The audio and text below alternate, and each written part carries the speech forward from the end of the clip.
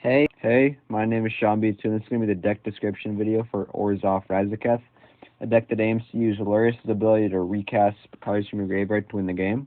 This deck plays a lot of stacks effects and then sacrifice outlets to remove your stacks effects so they don't negatively affect you, and then recast them with Luris. The deck's main combo is a Razakats line with Leon and Relic Warder and Animate Dead or Dance of the Dead.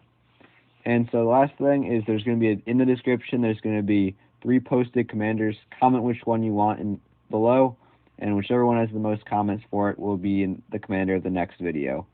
So, thank you for watching, and hope you enjoy. Okay, let's get into this description. So as always, I'm going to start by comparing the chosen commander for the deck to the best commanders in the format. The chosen commander is Luris of the Dream Den, and his ability is during each of your turns you may cast one permanent spell with converted mana cost 2 or less from your graveyard. So we're going to start by comparing him to the card draw engines, Tymna for attacking, and we have Thrasis and Kenrith. The toolbox card draw, infinite mana outlets, Tymna allows you to outvalue by attacking. These creatures just allow you to outvalue your opponents and generate card advantage. And the next set of creatures is going to be the win cons. We have Yukima for like a food chain build, Jessica for any other infinite mana deck where you want to win with your commander. And then we have Godo if you want to play a one-card combo, because he one-card combos with Helm of the Host. And why do I think Luris can compete with these commanders? It is for this bottom ability. During your turn, you may cast one permanent spell with converted mana cost 2 or less from your graveyard. This got Luris restricted in Vintage. The ability to cast permanents with converted mana cost 2 or less from your graveyard is a pretty powerful effect. But even without like a lot of synergies, it allows you to recast spells that have already been like that your opponents have already destroyed, like a lot of creatures and stuff like that. When in Commander you play one of every single spell, so he gives you a lot of recursion in your deck. Here are some just examples of some pretty nice recursion. Obviously, Lotus Petal, you crack it, you get a mana, you can play it again, so you get 2 mana with Luris. You have Cabal Therapist, which basically just becomes a Cabal Therapy because you sacrifice it to himself, you do it again and again and again. So you get basically infinite Cabal Therapies once each turn. And you can do it turn after turn. Hope of Gearfer is the same thing. You attack with Hope of Gearfer, sacrifice it, and then your opponents can't. That player cannot cast non-creature spells until your next turn, and then you recast it from your graveyard so you can do it again next turn. And then Remorseful Cleric, another thing, graveyard hate. It doesn't hate on our own graveyard because we play sort of a graveyard-like strategy. So you sacrifice it, and then you can recast it from your graveyard for 2 mana with Luris. And then we have our combo, which is a pretty basic one. It's just Razakats is always good for tutoring your combo pieces up, but you don't always need him. You just need Leon and Relic Warder, Animate Dead, and a Blood Artist type effect. So basically, Leon and Relic Warder enters the battlefield, and it exiles Animate Dead, and then depending on what you've done, Animate Dead's going to bring back Leon and Relic Warder exiles it, Relic Warder leaves the battlefield, Animate Dead re-enters, Leon and Relic Warder re-enters again, exiles Animate Dead, and so on. And Razakats is just there to basically fuel the chain. And then we have our win conditions with that. Corpse Knight, whenever a creature enters the battlefield, allows you to ping your opponents for 1 repeatedly with that. And then Blood Artist on the death triggers allows you to ping your opponents infinite times again. Then we have our hard lock. We are playing Drannith Magistrate. We're playing kind of a stacks list, so Drannith Magistrate plus Uba Mask allows for our opponents not to be able to cast spells. And when this happens, we probably should be able to win from there. So yeah, hard locks are always nice. And then the rest of the deck is kind of filled out with stacks creatures, especially 2 mana stacks creatures, like Thalia, Aether's Rune Canonist, Grand Abolisher, Spirit of the Labyrinth, Leon and Arbiter. These basically, if our opponents get rid of them, which is one of the annoying things about stacks, when your opponents get rid of your creatures, it's kind of hard to win. Well, Luris allows you to bring these 2 mana creatures back. And of course, we decided to play some powerful 3 and 4. So we have Aven Mindcensor, Archon of Emeria, Opposition Agent, Sanctum Prelate, and Linvala, Keeper of Silence. So this deck, we basically want to grind the game out for a while, keep it going for a while. We're not playing a super aggressive deck.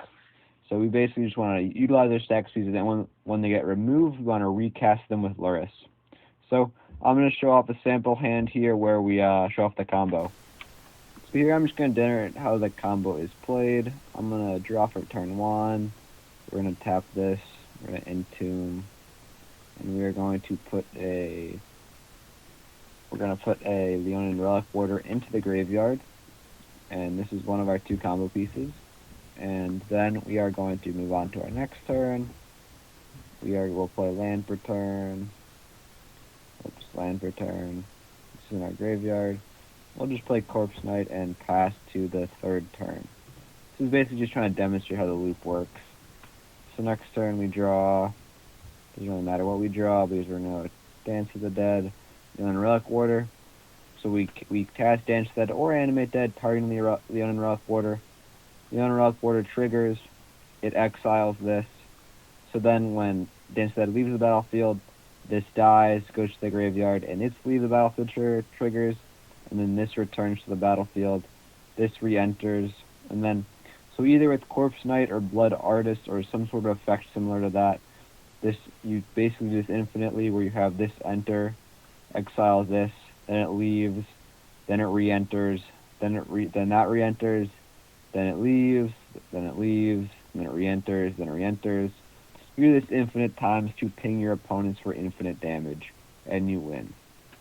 So let's run through another sample hand as I was just demonstrating the combo. So we do actually have a turn one Lurrus, which I always think is pretty good. The big question is, can we draw other lands? I don't know. This is a potential keep. I wouldn't, though. As you can see, yeah. No. Definitely not. Jeweled Lotus is always good, but when you don't have any other lands, you can't cast any other spells. It's not the greatest.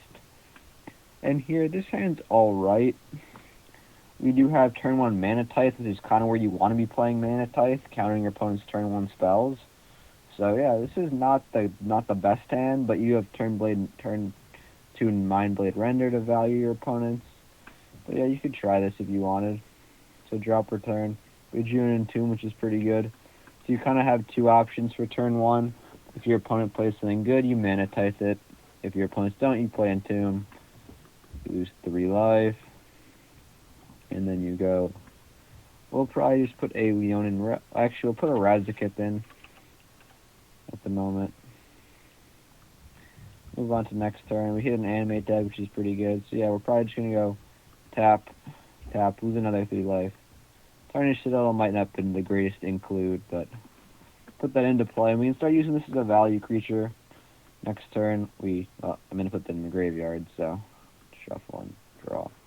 Okay, next turn we can play a Lion's Eye Giant. We can attack to make sure we draw a card, lose a life, and draw.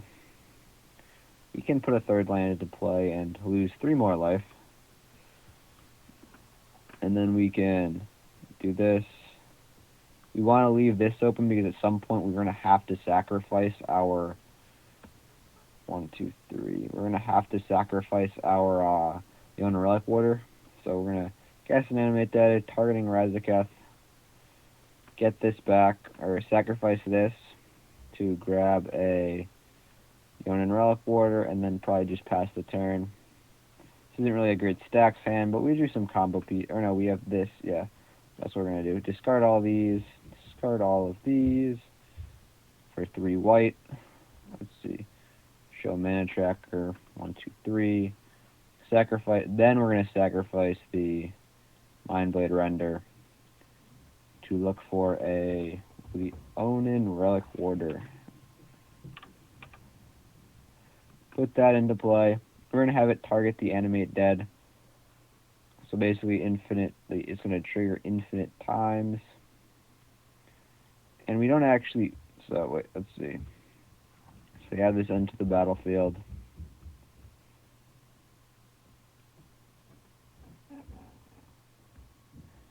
It's going to trigger, okay, yeah, it's going to trigger, we're actually just going to sack it 2 Razakats here. Sacrifice it 2 Razakats. Well, the animate it's enter the battlefield triggers on the stack. Search our library for a Blood Artist, it looks like. Or view library. Blood Artist, put that into our hand. And then we're going to let Razakats die then. this is going to leave the battlefield, and when Relic Warder leaves the battlefield, it'll re-enter.